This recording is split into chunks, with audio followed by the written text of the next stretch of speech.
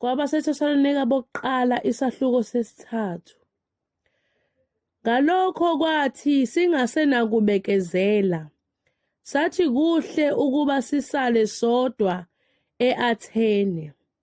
Sathuma uTimothewu umzalwane wethu, isikhonzi sikaNkulunkulu evangelini likaKristu, ukuba aniqinise, anivuse maqondana nokukholwa kwenu, ukuba kunganyakaziswa muntu ngalezo zinhlupheko, ngokuba niyazi nina ukuthi simiselwe lokho. Ngokuba kuthe sisekhona kini, sanitshela ngaphambili ukuthi siyakuhlushwa, njengokuba kwabanjalo, nani nikwazi.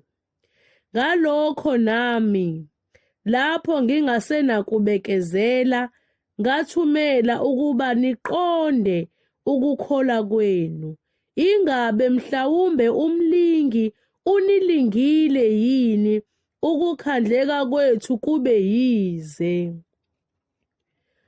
Kepha kalokhu uTimothewu esefikile kithi evela kini, esibikela izindaba ezinhle zokukholwa nothando lwenu, nokuthi nisikhumbula kahle njalo, nokuthi nilangazelela ukusibona, njengokuba nathi silangazelela ukubona nina. Ngalokho, bazalwane, saduduzeka ngani ngokukholwa kwenu ekusweleni nasosizini lwethu lonke.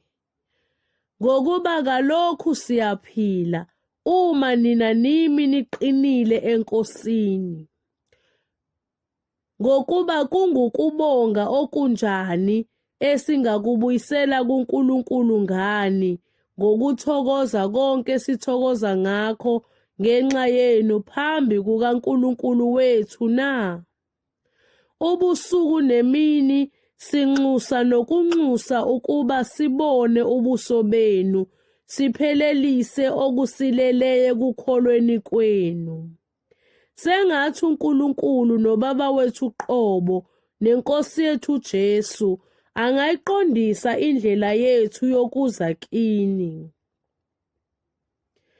INkosi ininike ukwanda nokuchichima othandweni, omunye komunye, nakubo bonke njengokuba sinjalo kinina, ukuze iqinise izinhliziyo zenu zingabi nakusoleka ebungcweleni phambi kukaNkulunkulu noBaba wethu ekufikeni kweNkosi yethu Jesu kanye nabangcwele bakhe bonke.